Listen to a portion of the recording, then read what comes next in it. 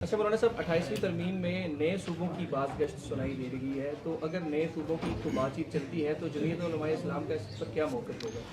دیکھیے، اصولی طور پر بات چیت اور ہے، لیکن کیا عملی طور پر آپ کر سکیں گے یا نہیں؟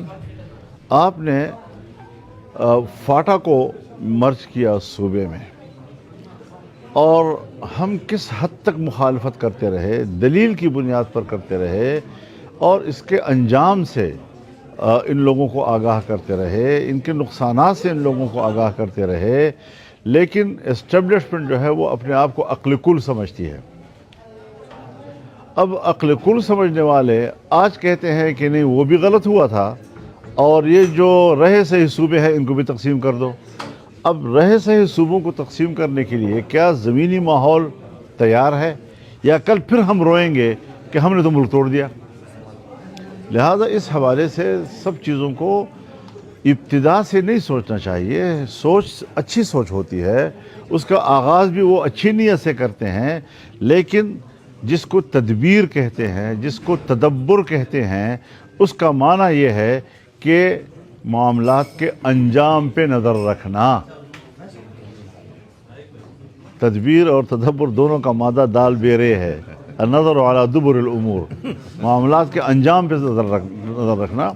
تو یہ لوگ بات تو کر لیتے ہیں، کرنے کے بعد پھر کہتے ہیں ہم طاقتور ہیں، تو جو ہم سوچے کہ وہی ہوگا تو پھر طاقت کے ذریعے وہ کر بھی لیتے ہیں۔ سو طاقت کی بنیاد پر انہوں نے فاٹا کو مرج کیا، اور اب ان سے نہیں چل رہا، اور مسلح گروپ نے وہ پورے علاقے قبضے کر لیے ہیں، ان کا ریٹ ختم کر دیا ہے۔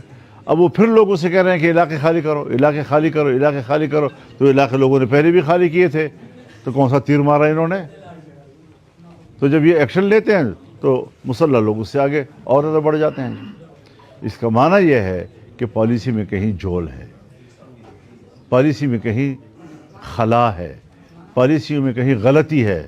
میں دعوے سے کہتا ہوں کہ 78 سالوں میں نہ پاکستان کی افغان پالیسی صحیح رہی ہے، اور نہ اس وقت 20-40 سالوں سے جو ہم دہشت گردی کے خلاف پالیسی کی بات کرتے ہیں، نہ وہ کوئی نتیجہ خیز ثابت ہو رہی ہے۔